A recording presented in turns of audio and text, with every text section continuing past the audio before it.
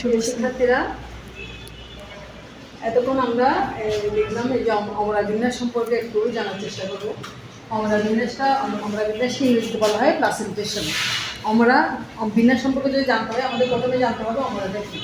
অমরা কি? গর্ভাশয়ের ভিতরে যে টিস্যু থেকে ডিম্বক সৃষ্টি হয়, ডিম্বক যেখানে সৃষ্টি হয়, উদ্ভিদ হোক প্রাণী হোক, ওই ডিম্বক সৃষ্টিকারী যে অংশ ওইটাকে বলা হয় অমরা। এখন আসো অমরা বিন্যাস বা প্লাসেন্টেশন কাকে বলে। গর্ভাশয়ের ভিতরে যে অমরাটা যেভাবে বিন্যস্ত থাকে, যে পদ্ধতিতে বিন্যস্ত থাকে ওই পদ্ধতিটাকে বলা হয় অমরা বিন্যাস। তাহলে অমরা কি, অমরা বিন্যাস কি আমরা জানলাম। এখন আসো অমরার প্রকার রয়েছে বিভিন্ন প্রাণীর ক্ষেত্রে, বিভিন্ন উদ্ভিদের ক্ষেত্রে অমরা বিন্যাসটা এক এক ধরনের দেখা যায়। তাহলে আমরা এখানে দেখা যায় তোমাদের ওই 7 ধরনের অমরা বিন্যাসের বর্ণনা আছে। Marginal, axile, free central, parietal, superficial, basal, apical, এই 7 ধরনের অমরা বিন্যাস আছে। বিভিন্ন উদ্ভিদের ক্ষেত্রে বিভিন্ন ধরনের অমরা বিন্যাস দেখা যায়। এখন আসো মার্জিনাল বা একপ্রান্তীয়। মার্জিনাল বা একপ্রান্তীয়, এটা প্রকোষ্ঠ হচ্ছে একটা প্রকোষ্ঠ থাকে, এখানে চিত্র আছে, দেখো চিত্রের মধ্যে এই অমরা বিন্যাসটার মধ্যে একটা মাত্র প্রকোষ্ঠ হচ্ছে এবং এরা একপ্রান্তীয়।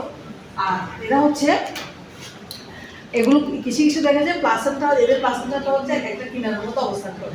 তখন এটা কিসের মধ্যে দেখা যায়? শিম, মটরশুঁটি, এগুলোর মধ্যে এই ধরনের অমরা বিন্যাস দেখা যায়।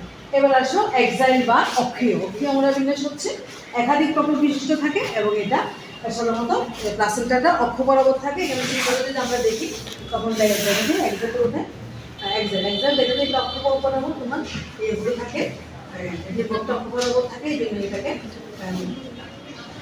অক্ষীয় অমরা বিন্যাস বলা হয়। এবার আসছে ফ্রি সেন্ট্রাল। ফ্রি সেন্ট্রালটা হচ্ছে এটা একটা মাত্র প্রকোষ্ঠ থাকে এবং এই প্রকোষ্ঠের মধ্যে কী থাকে? মুক্ত মধ্য বলা হয়, এর মধ্য অক্ষ বরাবর প্লাসেন্টাটা মধ্য অক্ষ বরাবর বিদ্যমান থাকে, তখন এটাকে বলা হয় কি? Free central. এবার আসো 4 নম্বর হচ্ছে প্যারাইটাল। প্যারাইটালটা হচ্ছে বহুপ্রান্তীয়। প্যারাইটাল এটা হচ্ছে বহুপ্রান্তীয়, চারিদিকে এই যে একাধিক অমরা বিন্যাস থাকে এবং এটা কোথায় থাকে?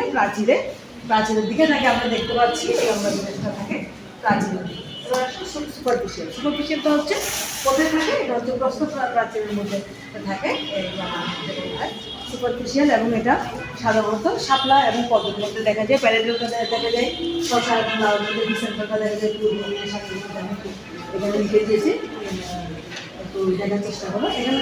এবার আসো সুপারফিশিয়াল বা কাকীয় আমরা বলেছি। বেসাল বা মূলীয়। মূলীয়টা কোথায় থাকে? গর্ভাশয়ের গোড়ায় বেসাল বা মূলীয় গর্ভাশয়ের গোড়ার দিকে অমরাটা থাকে, তখন এটাকে বলা হয় মূলীয় অমরা বিন্যাস।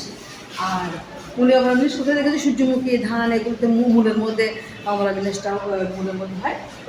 এপিকাল বা শীর্ষ অমরা বিন্যাস হচ্ছে গর্ভাশয়ের শীর্ষে, প্লাসেন্টাটা গর্ভাশয়ের শীর্ষে অবস্থান করে, তখন এটাকে বলা হয় এপিকাল বা শীর্ষ অমরা বিন্যাস। আমাদের ধনিয়া, লাল পাতা, লাল শাক এগুলোর মধ্যে দেখা যায়। তাহলে এই হচ্ছে আমাদের উদ্ভিদের ক্ষেত্রে প্লাসেন্টেশন বা অমরা বিন্যাসটা এরকম হয়ে থাকে।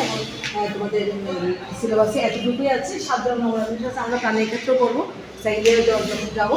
এখন আগামী ক্লাসে তোমাদের ফল নিয়ে আলোচনা করা হবে।